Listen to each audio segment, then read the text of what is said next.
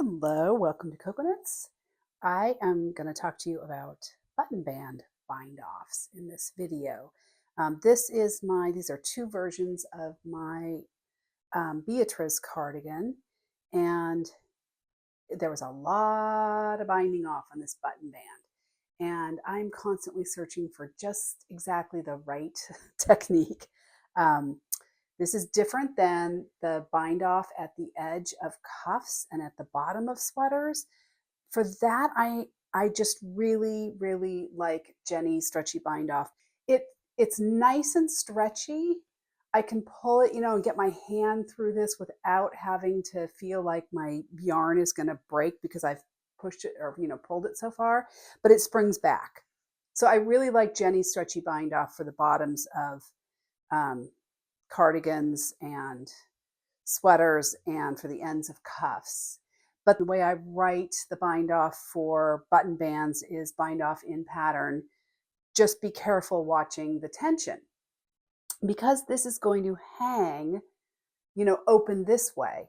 And so this bind off is going to get constantly stretched just from gravity. So Jenny's stretchy bind off is really too much. And I'm just, like I say, always trying to find something that is just right. So this is just bound off in pattern, nothing special, just bound off in knit purl pattern. And it has really no stretch at all, which is fine for the body of this, where I find it is less forgiving in a kind of an annoying way is around the neck, up here around the back and the back neck. So I messed around some more, did some swatching, and came across Lori's Twisty bind off, and it was too stretchy. But what I found was if I modified it, it seemed to work. So I'm going to show you how I did it. What I like about this is that I was able to get it to hang pretty much with the right tension down here, but it has a little more give up around the neckline.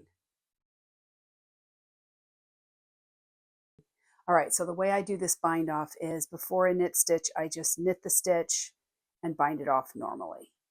But before I do a purl stitch, the next stitch on my needle is a purl stitch, I take my right needle and turn it toward me and then keep going, go all the way around and back. Then purl that stitch and pull it over. And I am also down on a US 6. I did my ribbing on a US 7, and I've gone down one to do this bind off because I find it does give. So on a 7, I'm afraid it would be too loose. All right, so I've gone down a needle size. Again, for a knit stitch, it's normal. The next stitch is a purl, so I'm going to take my, and you can see I took my needle off of my cord. I find it easier just to use the needle tip, so that before a purl stitch, I'm just going to flip it right around, and I'm bringing it toward me so that the needle tip faces me as I rotate it around. So before a knit stitch, it's normal. Pull it over, bind off normally. So again, you don't turn the tip away from you, you turn the tip toward you and just flip it all the way around. One rotation, purl, and pull it over. Knit is normal. Pull over. Again, you can sort of go like this, or you can spin it all the way around. You just want to do one rotation. Okay, a knit is normal. One more here, turn it toward me. Then purl. Pull it over. So here is the final product.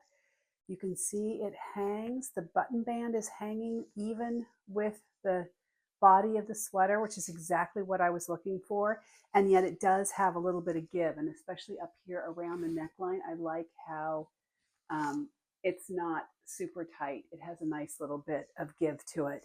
but it's not stretching out beyond, it's not hanging below the body of the sweater or the cardigan, which is my pet peeve.